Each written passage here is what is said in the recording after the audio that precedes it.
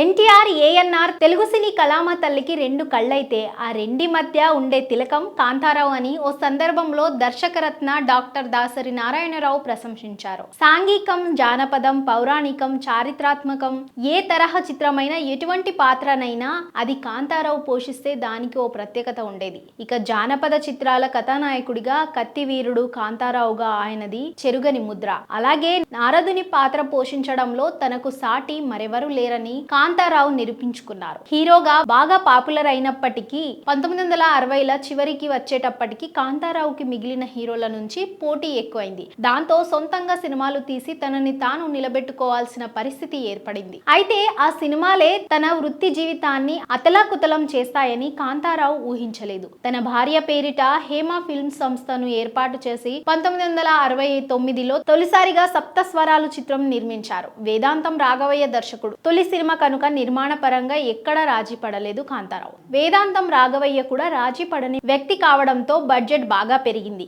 ఎలాగోలా పూర్తి చేసి సినిమాను విడుదల చేయాలనుకునే సమయానికి కొత్త సమస్య ఎదురైంది. రాష్ట్రంలో తెలంగాణ ఉద్యమం మొదలైంది. దానికి మద్దతుగా మర్రి చిన్నారెడ్డి, వ్యతిరేకంగా కాసు బ్రహ్మానందం రెడ్డి కత్తులు దూసుకుంటున్నారు. తెలంగాణ అంతటా అల్లర్లు. ఆ జిల్లాలు అట్టడిగిపోతున్నాయి. రాజకీయాలతో తనకు ఏ మాత్రం సంబంధం లేకపోయినా కాంతారావు తనకు తెలియకుండానే అందులో ఇరుక్కుపోయారు. అదెలాగంటే తనకు సన్నిహితుడు, శ్రేయోభిలాషి అనుకుంటున్న నిర్మాత ఎస్ భావన నారాయణ సప్తస్వరాలు చిత్రానికి పోటీగా తాను నిర్మించిన love in Andhra hero Krishna చిత్రాన్ని విడుదల చేయడానికి ప్లాన్ చేశారు. ఒక సినిమాకు పోటీగా మరో సినిమా రావడం సర్వసాధారణమే. కానీ ఈ పోటీ రాజకీయ రంగు పులుముకుంది. తెలంగాణకు చెందిన కాంతారావు సప్తస్వరాలు కావాలా లేక లవ్ ఇన్ ఆంధ్ర సినిమా చూస్తారా అనే ప్రచారం మొదలైంది. తెలంగాణ ప్రాంతంలో ఆనాడు ఉన్న పరిస్థితులు దృష్ట్యా రాత్రి ఆటలు రద్దు చేశారు.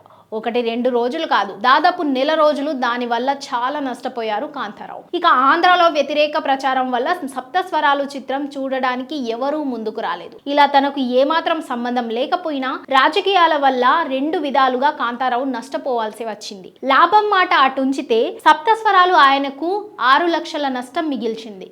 ఆ తర్వాత నిర్మించిన గండర గండడు చిత్రం మాత్రం కాంతారావుకి ఆర్థిక సంతృప్తి కలిగించింది.